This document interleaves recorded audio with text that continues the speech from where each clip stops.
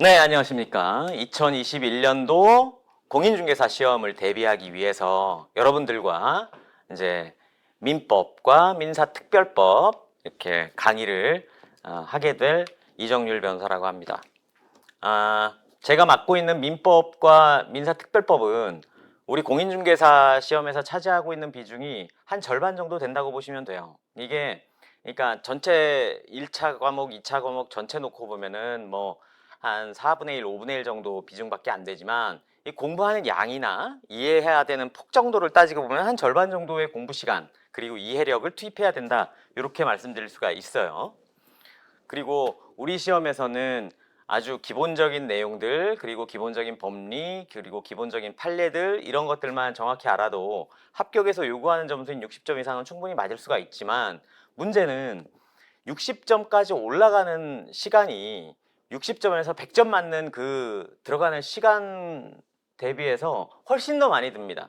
그러니까 하나도 모르는 상태, 민법을 전혀 모르는 상태에서 60점 맞는 것까지 가는 기간이 굉장히 오래 걸려요. 그리고 민법이란 과목 자체가 생소하기 때문에 여러분들이 이제까지 지금까지 무엇을 해오셨건 간에 법대를 나오시지 않았으면 굉장히 생소한 단어들과 그리고 용어들이 있어요. 이런 것들을 익숙해지게 하는 과정이 꼭 필요하고 그 과정은 본격적으로 공부하기에 앞서서 반드시 거쳐야 된다 이렇게 말씀드릴 수 있고 그 과정으로서 이렇게 개설해 놓은 과목이 요 이제 입문 강의 요 정도로 말할 수 있는 거죠.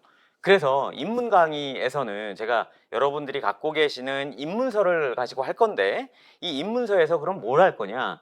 그러니까 중요한 법리나 판례 같은 것들은 기본 강의에서 많이 다룰 것이고 일단은 익숙해져야 돼요. 거부감이 있으면 안 되거든요.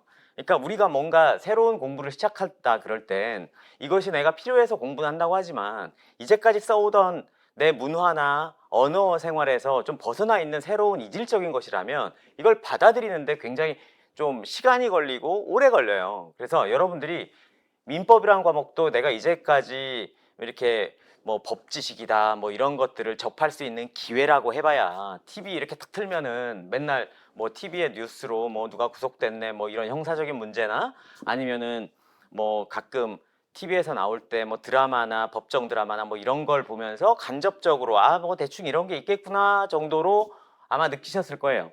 그런데 그런 드라마나 뉴스나 이런 데서 나오는 거 보면 명확히 어떤 법률적인 지식을 정확히 전달한다기보다는 그 드라마나 아니면 뉴스에서 필요한 내용만 끄집어내서 아주 단편적으로 알려주기 때문에 여러분들의 법률 지식 향상에는 별 도움이 안 된다 이렇게 말씀드릴 수가 있어요.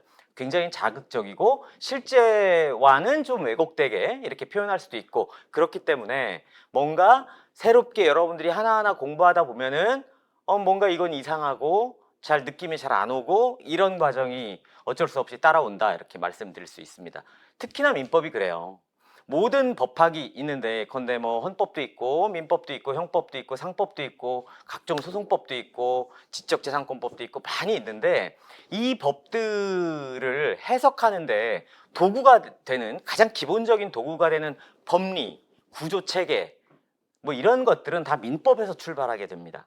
그래서 민법을 좀 어느 정도 잘 이해를 하면 나머지 법들도 이해하는데 굉장히 많이 도움이 돼요. 그래서 그러니까 법대를 다녔거나 아니면 로스쿨을 다니고 있거나 이런 친구들도 자기가 공부하는 시간의 거의 대부분을 민법에 쏟을 수밖에 없다는 거죠. 그리고 민법이라는 게 인간의 일상생활 중에서 굉장히 중요한 것들을 컨트롤하고 해석하는 중요한 기준이기 때문에 양도 굉장히 많습니다.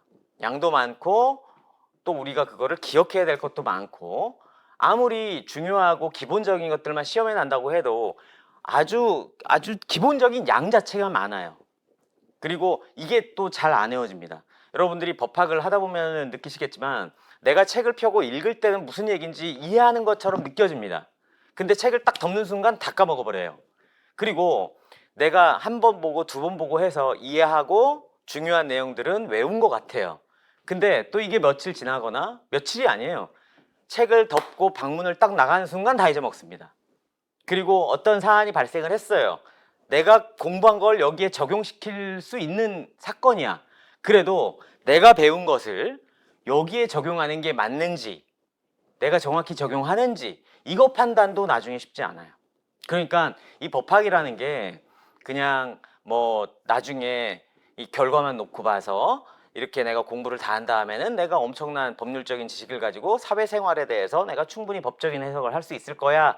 할 수 있습니다. 문제는 그 과정이 굉장히 오래 걸리고 그리고 생각보다 쉽지만은 않다. 이렇게 말씀드릴 수 있어요.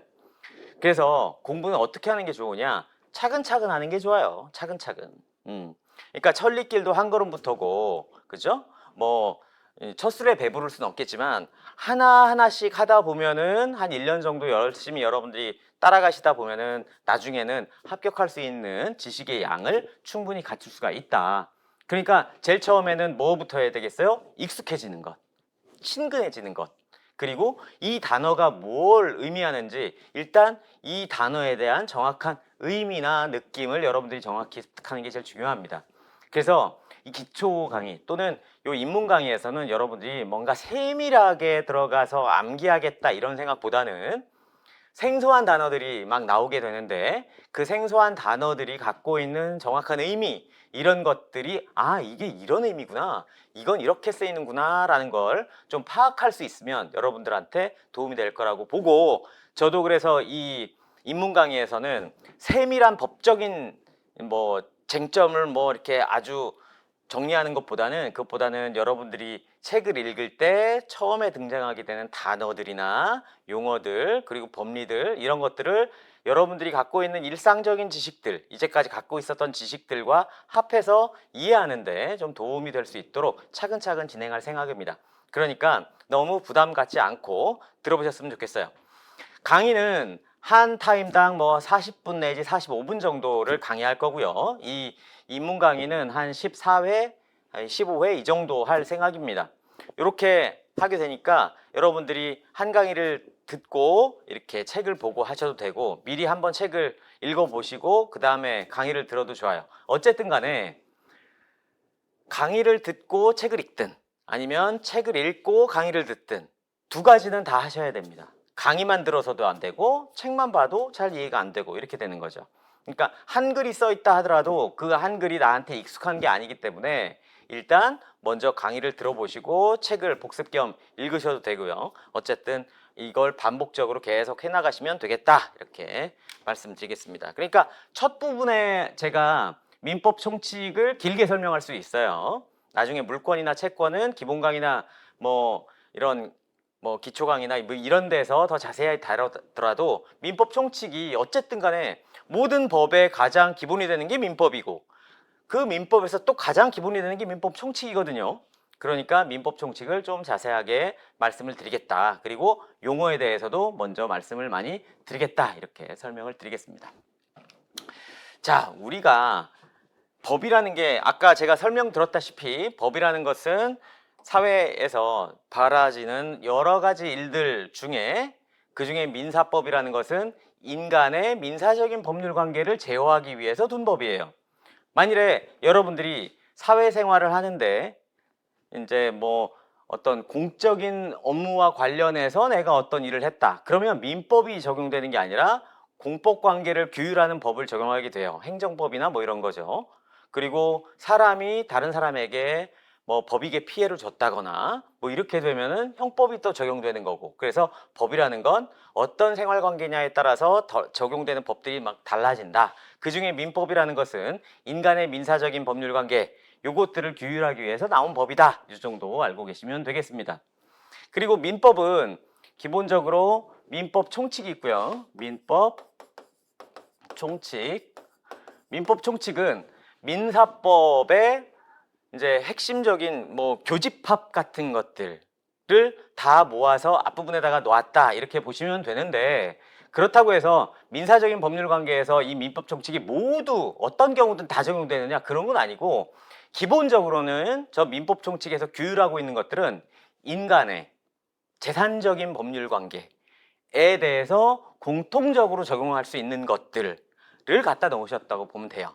그러니까 인간의 민사적인 법률 관계 중에서 재산적인 거 말고 예컨대 상속이나 친족 관계나 이런 것들은 재산적인 게 아니죠. 부수적으로 상속 같은 건 재산적인 문제가 생길 수도 있지만 그거는 부수적인 내용이에요. 어쨌든 간에 이런 친족 상속법은 좀 다르게 규율될 수도 있지만, 그쵸? 이 재산적인 법률 관계에선 민법 총칙이 교집합적인 것으로 모두 적용될 수 있는 파트다. 이렇게 생각하시면 돼요. 민법 총칙이 있은 다음에 그 다음에 뭐가 있느냐? 우리나라는 물권법이 있습니다. 물권법. 물권법이라는 것은 그러니까 어떤 물건에 대한 지배. 여러분들이 지금도 이 강의를 들으실 때 컴퓨터를 보고 있거나 뭐 노트북으로 보고 있거나 아니면은 뭐 핸드폰으로 보고 있겠죠. 여러분의 소유거나 빌린 것이거나 뭐 이렇게 될 겁니다. 그렇죠? 그럴 때는 내가 빌리게 된 또는 내가 소유하게 된 그런 관계가 있을 거예요. 그렇죠? 그렇게 됐을 때 내가 지금 지배하고 있는 과정, 상태 이런 것들을 규율하기 위한 것들, 인간과 물건과의 관계를 규율하기 위한 것이 물권법입니다.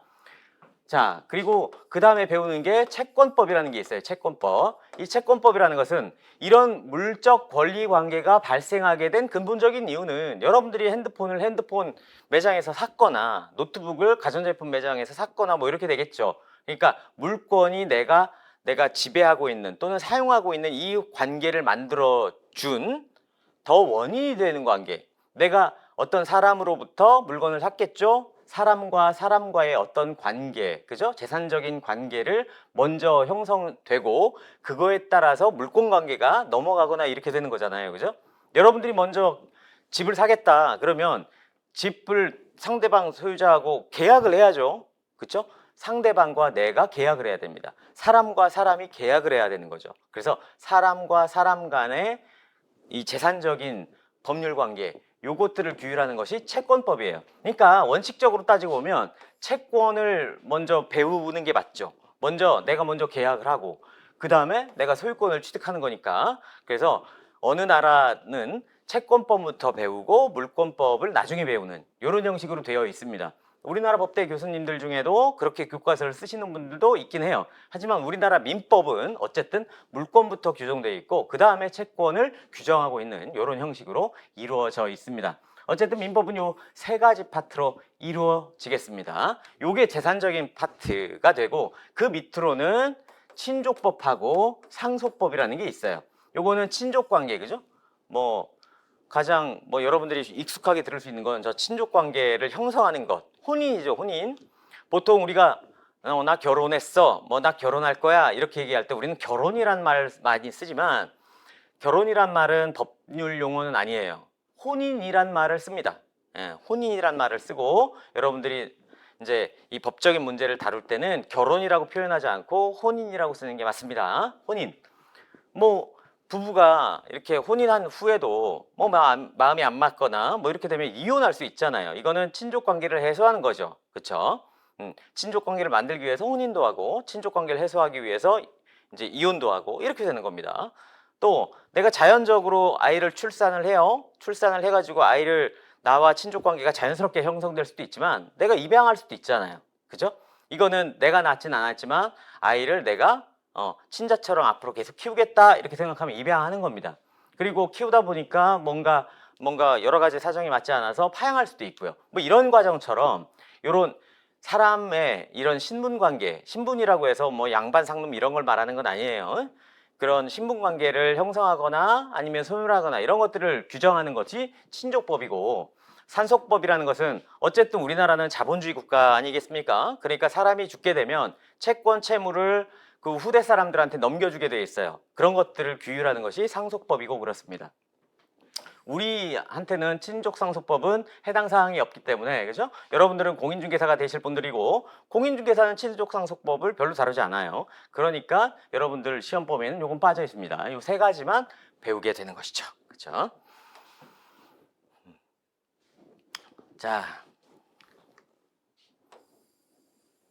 자, 여기에도 이게 첫 페이지입니다. 여러분, 입문서 그 앞부분에는 이제 공인중개사법이 있고 그 다음에 민법이 이렇게 입문서에 되어 있는데 그 첫 페이지에 이렇게 써 있어요. 민법은 기본법이므로 양이 방대하고 매우 추상적인 부분도 포함되어 있다. 공부를 하면서 처음부터 모든 것을 이해하려고 한다면 이해가 안 될 뿐만 아니라 흥미도 잃어버릴 수가 있다. 이렇게 되어 있습니다. 맞아요. 그러니까 처음에는 욕심을 버리고 그냥 내가 익숙해지겠다.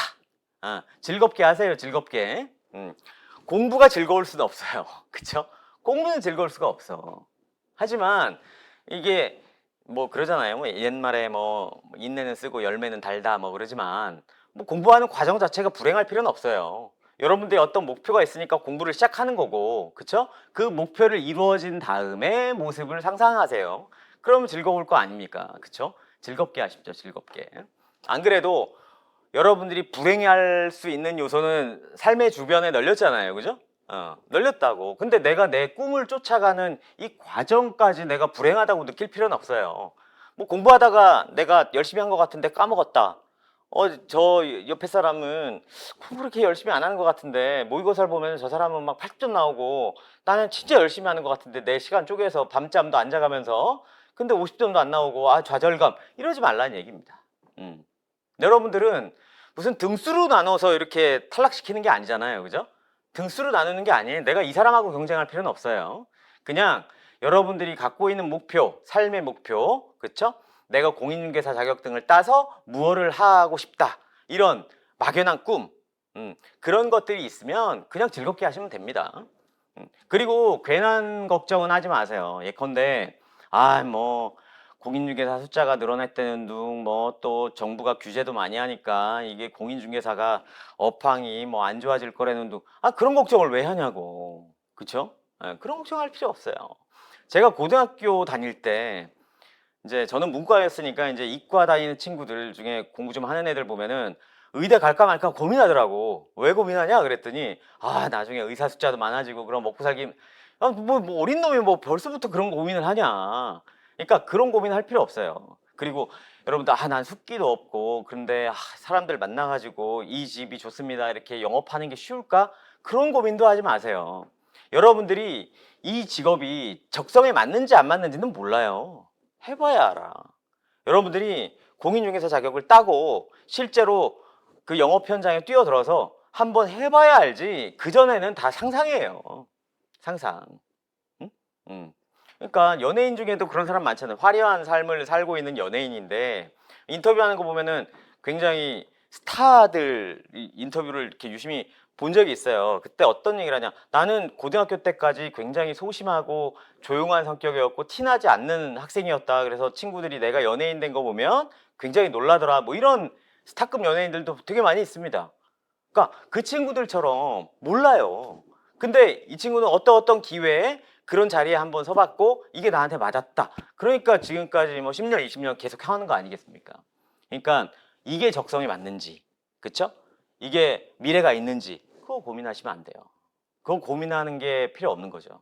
고민하지 마시고 그냥 단순하게 생각하십시오. 단순하게. 나는 이 공인중개사 시험을 준비하겠다고 이제까지 여러분들이 수많은 고민 끝에 이 자리에 섰을 거니까 이 자리에 앉아서 강의를 들으실 테니까 내가 여기까지 와서 이런 결정을 내리고 이렇게 강의 결제도 하고 강의를 들었을 땐 이유가 있는 겁니다. 그 이유를 이게 맞는지 안 맞는지 확인하는 과정이라고 생각하시면 돼요. 그리고 실제로 여러분들이 정말 1년 열심히 뼈 빠지게 공부해가지고 합격했는데 뭐 한 2, 3년 공인중개사 사무실이나 이런 데서 일하다 보니까 나한테 적성이 안 맞다. 그럼 딴 거 하시면 돼요. 고민할 필요가 뭐 있습니까? 그쵸? 고민하지 마시고 도전하십시오. 음. 그리고 나이가 좀 있으신 분들, 이제 저도 40대 후반인데 이제 뭐 나이가 있으신 분들 이렇게 겁을 내시는 경우가 있잖아요. 내가 지금 이거 시작해서 뭐 해봐야 뭐 어떻게 될까? 뭐 10년이나 제대로 할까? 암기력이 떨어졌는데 아니 냉정하게 생각해보면 어릴 때는 암기력이 좋았냐고. 그것도 아니잖아. 그죠? 암기력이라는 건 계속 안 좋아. 이해력도 계속 떨어지는 거고 학창 시절에 뭐 안 그렇습니까? 그런 거 따지지 마십시오. 그러니까 어린 시절에 2시간에 공부할 거 지금은 3시간을 공부해도 그거 안 될 수 있어요. 그리고 환경이 일단 다르잖아요. 환경이. 여러분들이 학창 시절에 딱 부모님이 해주는 밥 먹고 도시락 싸갖고 다니면서 독서실에서 공부만 할 때와 지금 여러분들은 뭐 직장 생활을 다녔거나 직장을 다니고 있거나 아니면 가정주부 하시면서 아이들을 키우고 있거나 그렇죠? 아니면 지금 무언가를 하고 있어요. 나이가 성인이 되면 설사 실업자라 하더라도 그죠? 뭘 하고 있기 마련이에요. 사회적인 활동을 하기 마련이야. 그러니까 어릴 때하고는 다른 환경이에요. 그러니까 똑같은 2시간을 쓰더라도 어릴 때 2시간 쓰는 것과 지금 2시간은 다를 수밖에 없어요. 그건 질이 달라요, 질이. 예? 질이. 그러니까 옛날 생각하지 마시고 그냥 내가 목표를 정했으면 그냥 무색투명하게 그거만 생각하고 쭉 가면 됩니다. 가면 돼요. 그리고 공부하다 보면 장점도 있습니다. 장점. 그게 뭐냐? 어찌 보면 인생에서 사실 여러분들이 공부를 몰입해서 해보는 게 학창 시절 이후에는 별로 없잖아요. 기껏해야 뭐 직장을 다니면서 직장에 필요한 내가 업무를 처리하는데 필요한 스킬을 뭐 만들기 위해서 습득하는 건 있겠지만 그게 아니라 순수하게 내가 학문적인 공부에 대한 열정을 가지고 성적을 받아가면서 하는 거는 아주 오랜만의 기억일 수 있다는 얘기죠. 그러면 그 목표가 있고 내 삶이 있으면 내 삶을 굉장히 이 목표에 따라서 단순화시킬 수도 있어요. 단순한 삶이 굉장히 행복을 가져다 줄 수도 있습니다. 복잡한 삶보다. 그러니까 여러분들이 이제 지금 뭐 한 1년 정도는 굉장히 삶을 단순화시키고 순수하게 목표만 가지고 여러 고민 하시지 말고 그냥 한 발짝 한 발짝 나가시면 돼요. 공부는 당연히 재미없죠. 재미없고 또 스트레스 받아요. 성적이 내가 생각하는 만큼 안 나오고, 그쵸? 하지만 그것도 자연스럽게 생각하시면 됩니다. 너무 스트레스 받지 마시기 바래요. 자, 여기 보면은 이런 얘기도 있잖아요. 모르는 부분은 과감하게 넘어가고 계속 뭐 하자? 복습하자. 복습이라는 얘기가 왜 나오겠어요? 자꾸 까먹거든. 민법이란 과목은 뭐 법학이란 과목 자체의 특성이 그런데 휘발성이 굉장히 강합니다. 굉장히. 그래서 내가 머릿속에 집어넣었다? 그러면은 책을 딱 덮는 순간 뒤통수에서 다 빠져나갑니다. 법학이 원래 그래요. 법학이 원래 그래요. 그러니까 계속 반복할 수밖에 없어요. 우리의 머리는 밑빠진 독입니다. 밑빠진 독에 물을 붓는 과정이에요. 그러면 밑이 빠져 있는데 어떻게 물을 찰랑찰랑하게 하겠습니까? 그럼 간단한 거예요. 계속 반복적으로 물을 들이붓는 거죠. 빠져나가는 속도보다 들이붓는 속도가 더 빠르고 양도 많으면 돼요. 그죠? 그럼 찰랑찰랑해질 수 있습니다. 그렇죠? 그러니까 계속 어쩔 수 없어. 그리고 모르는 부분은 패스하고 넘어가야 돼요. 모르는 부분. 당연히 처음에는 모르는 부분 천지죠. 그럴 때 내가 이거를 이해하기 전까지는 내가 절대 안 넘어갈 거야. 이러면 맨날 그 자리입니다. 여러분들 뭐 영어책을 옛날에 공부해 보셨으면 알겠지만 맨날 뭐 명사 대명사 하다가 끝나잖아. 그죠? 부정사까지도 못 나가죠. 그러면 안 돼요. 그냥 패스하고 넘어가야 돼. 그리고서 다시 돌아와서 보면 돼요. 그러니까 과감하게 넘어갈 때는 넘어갑시다. 이런 얘기입니다. 자, 그리고 여기 보면은 기본 이론을 바탕으로 해서 판례를 정복하자 이렇게 되어 있는데 이게 제일 중요합니다. 기본 이론. 네. 기본 이론을 먼저 이해해야 됩니다. 아, 이게 무슨 의미구나 먼저 이해해야 돼요. 그리고서 기초적인 것들은 외워놔야 돼요. 외우지 않으면 그건 내 짓이라고 할 수 없어요. 여러분들이 예컨대 누군가한테 어떤 책 읽어봤어? 삼국지 읽어봤어? 그래서 읽어봤어. 근데 내용 기억나? 안 나? 그거 읽은 거 아니지. 그쵸? 그러니까 기억이 나야 돼. 기억이 나려면 외워야 돼. 어쩔 수 없어 그거. 그쵸? 근데 잘 안 외워진다는 거 그거만 기억하시면 돼요. 잘 안 외워진다. 그건 나만 그런 게 아니라 다 그렇다. 저도 그랬습니다. 저도 공부가 막 열심히 한다고 했는데 옛날에 공부할 때 열심히 한다고 하지만 이게 안 외워지는 거예요. 그래서 너무 화가 나가지고 책도 몇 번 집어던진 적도 있고 벽에다가 머리 찌은 적도 꽤 있습니다. 원래 그런 거예요. 저도 그때는 저만 그런 줄 알았어요. 저만 바보 같은 줄 알았습니다. 그렇게 공부하시면 돼요. 너무 스트레스 받지 말고 이해하는 거 위주로 가시면 되겠습니다. 자,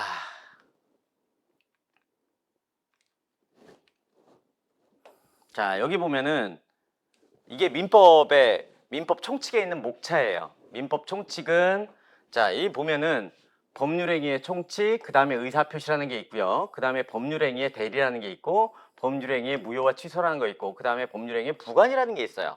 이런 것들을 배운다 이겁니다. 순서대로. 우리가 인간이 하는 행동을 놓고 봐요. 행동. 여러분 행동이라는 게 있으면 행동 또는 인간의 행태 이 정도로 볼 수도 있어요. 행태.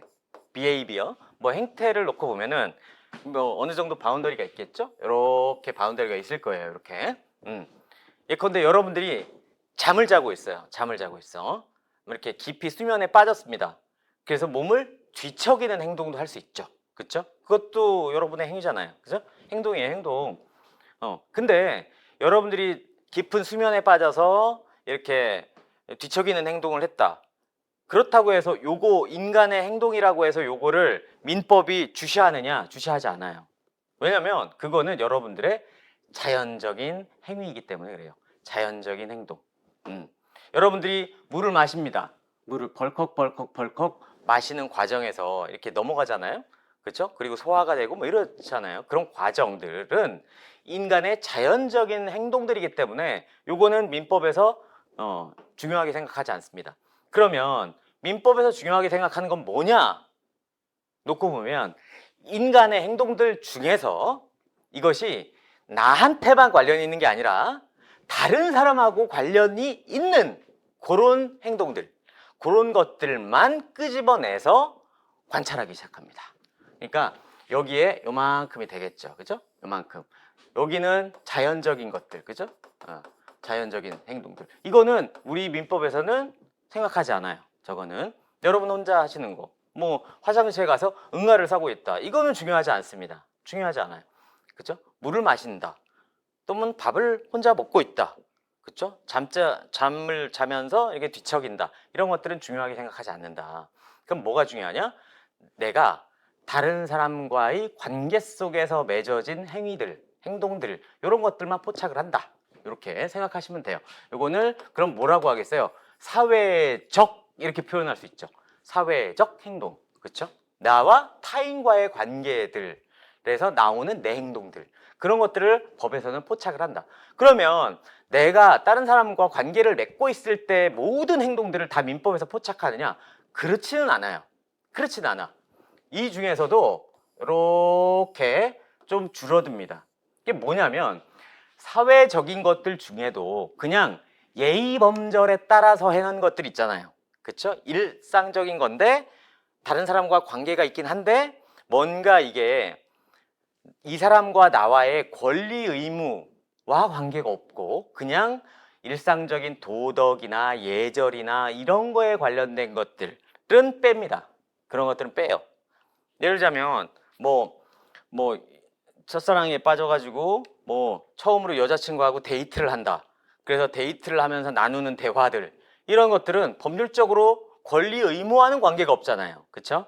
그냥 뭐 오늘 커피 마시러 갈까? 아니 나는 커피보다는 뭐 그냥 뭐 전통차집에 가고 싶어. 뭐 이런 얘기들은 그야말로 사랑의 대화 아니야. 사회적인 거긴 하지만 그죠? 이런 것들은 빼요. 이런 것들은 뺀다 이거죠. 그러면 뭐가 중요하냐? 요거부터가 법률적 뭐 이렇게 나오기 시작하는 겁니다. 이제 법률적이라고 말할 땐 사람의 권리 의무와 관계가 있는 것 대충 이렇게 이해하시면 돼요. 법률적 행동 그러면 그래서 이런 것들 요거를 인간이 법률적으로 해석의 여지가 있는 사람의 사회적인 행동들 이런 것들을 규율하는 것이 민법이에요. 이해되시죠? 인간의 모든 행동이 아니라 그렇죠? 인간의 자연적인 행동들은 뺍니다.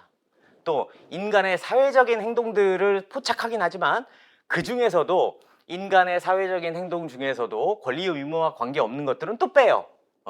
그러니까 인간의 사회적인 행동 중에서 권리 의무와 관계 있는 것들만 포착해서 규율하는 것이 민법이다. 이렇게 생각하시면 되겠습니다. 그러니까 그 중에서 제일 중요한 것들이 뭐가 되겠어요? 내가 얘한테 물건을 뭘 사. 얘는 나한테 물건을 팔아. 그러면 얘는 나한테 행동을 하겠죠. 어떤 행동? 내가 너한테 팔게. 뭐 10,000원에 팔게. 아, 좋아. 내가 10,000원에 살게. 뭐 이런 식이죠. 이게 인간의 행동이잖아요. 그죠? 그리고 혼자 하는 게 아니잖아. 혼자 하는 게 아니고 내가 사회적으로 하는 거예요. 그죠? 상대방이 있으니까. 그리고 이것은 내가 실제로 이 물건에 대해서 소유권을 획득하고 싶다는 그런 법률적인 그런 의사가 들어있는 말을 한 거고 얘도 그런 법률적인 의사가 담긴 말을 한 거예요. 그러니까 법률적으로 의미가 있는 것이죠. 만일에 똑같이 내가 너한테 이거를 10,000원에 사겠다. 저 사람이 좋아, 내가 이걸 10,000원에 팔겠다. 이렇게 얘기했다 하더라도 이것이 내가 실제로 이 물건을 사고 팔겠다 이게 아니라 연극 무대에 올려져 있는 대사의 한마디씩 한 거다. 그러면 사회적인 것이긴 하죠. 대화도. 하지만 이건 아니에요. 그러니까 그런 대화도 빠집니다. 그렇죠? 연극 극장에서 맞죠? 공연장에서 대사를 하는 거예요. 우리 아버지의 원수 널 죽여버리겠어. 이렇다고 해서 내가 얘를 진짜로 죽이겠다는 얘기는 아니잖아요. 이건 대사일 뿐이지. 그렇죠? 그러니까 이런 것들은 법률적으로 의미 없다 그래서 그건 빠집니다. 그런 건 빠져요.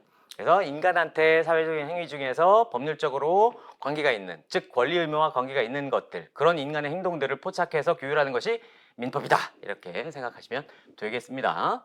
그러니까 중요한 것은 이 법률적인 행위들은 보통은 내가 의식적으로 얘기하고 의식적으로 답하는 거니까 그 의식적으로 내 어떤 생각을 말하고 이런 것들을 그럴싸한 용어로 표시할 필요가 있겠죠? 그게 의사표시예요. 의사표시. 내 의사를 표시한다. 이렇게 말하는 것이 의사표시. 그 의사표시가 들어가 있는 그런 행위를 법률행위 이렇게 부르는 거예요. 내가 법률적으로 권리 의무와 관계에 있는 어떤 의사를 가지게 됐고 그걸 표시하는 것 이게 의사표시고 그런 의사표시들이 들어가 있는 행위 요걸 법률행위라고 생각한다. 이 정도로 이해하시면 됩니다. 좀 더 정확한 내용은 제가 계속 설명드리면서 하겠지만 지금은 이해하고 느낌만 가지시면 되겠다. 이렇게 설명을 드리겠습니다. 자, 법률행위 잠깐 보시죠.